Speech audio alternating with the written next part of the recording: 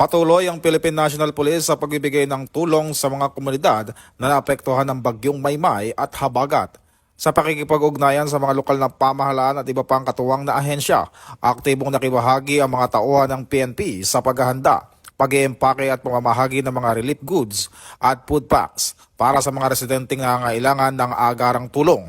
Kabilang sa mga naging benepisyaryo ang mga pamilyang pansamantalang lumikas at nananatili sa mga evacuation center dahil sa epekto ng masamang panahon. Bukod dito, pinapanatili rin ng PNP ang kapayapaan at kaayusan sa mga komunidad at ipinapakita ng PNP ang malasakit at handang tumugon sa pangangailangan ng mga mamamayan lalo na sa panahon ng kalamidad. Mula po dito sa National Headquarters sa Kapupong Grabe, ako po ang Police News Network Correspondent Patrolman Adrian Dayaw, alagad ng batas, tagatagpuyo na Balitang Police.